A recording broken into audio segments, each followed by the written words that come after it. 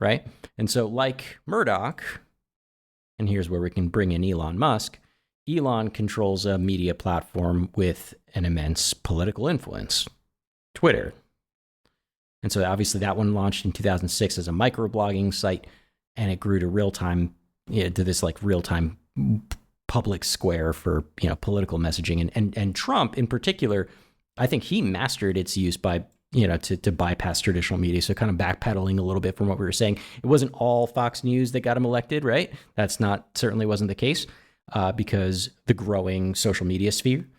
Elon started acquiring Twitter shares in early 2022. And then after what was a pretty dramatic series of reversals and lawsuits and, fucking clusterfuck, he finalized his deal to acquire Twitter for $44 billion on October 27, 2022. And fun fact, just this week, I think it was, or last week, I'm forgetting, super recently, he just sold X to his AI company, XAI.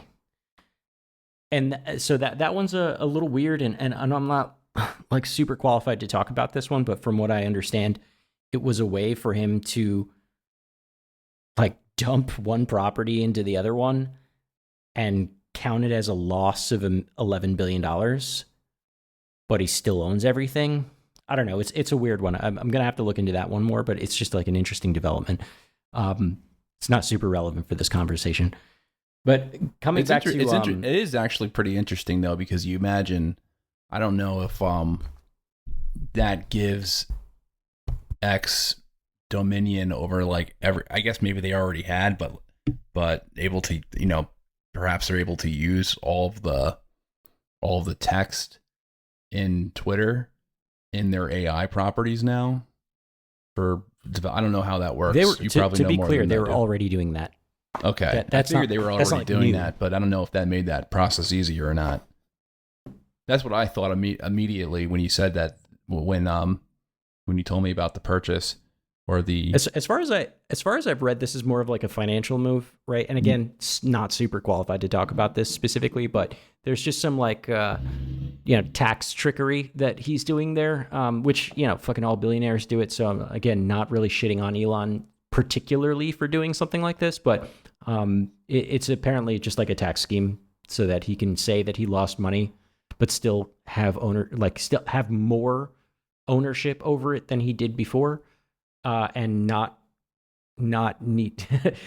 have any of the negative parts of losing a lot of money.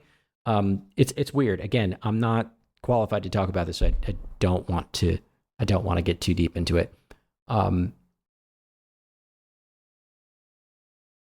All right, so we just had a major audio issue, so definitely lost my train of thought from what I was saying. So if this part sounds jarring or doesn't match the last part, it's probably because I've already forgotten what the last thing we said was.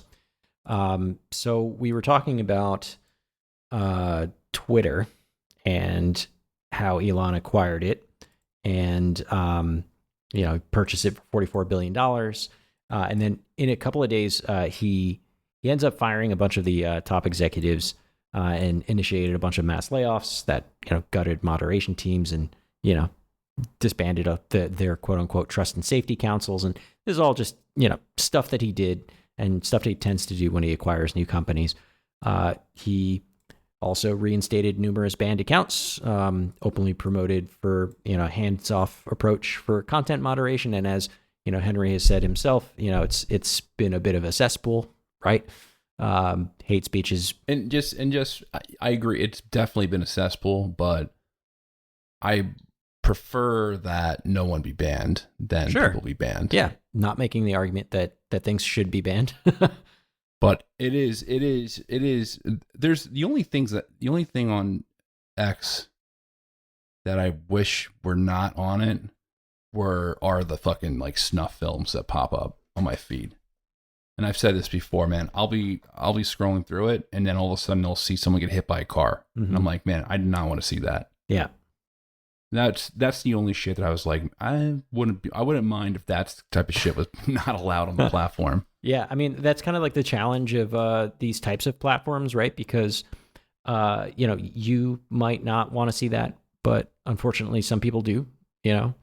Well, what happens is that you look at it and it'll be like, the Twitter account will be like, fuck around, find out. Right. And then someone will be like screwing around with something. Mm-hmm. And then they'll get like caught in a fucking like industrial like meat cutting machine.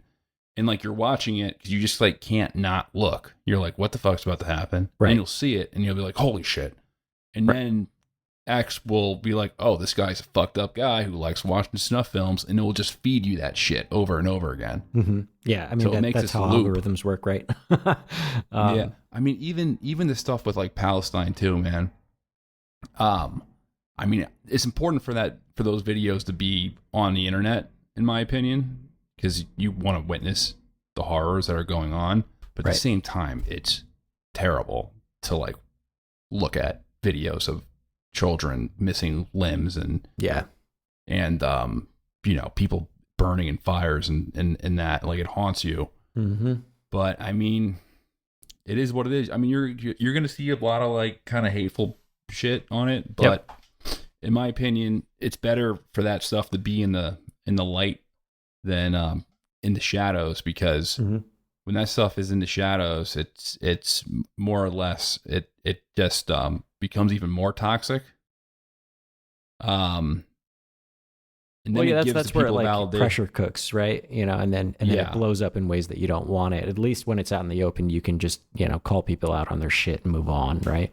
But I bring up the cesspool nature of X right now, not because I'm trying to shit on Elon specifically, but because you were making a point earlier, like before our technical malfunction, about how the group, I forgot the group that you were talking about, was trying to make it, the ADL was trying to make it, kind of a pain in the ass for him to get advertisers, ad revenue. But that actually ended up happening anyway, with or without the ADL's influence.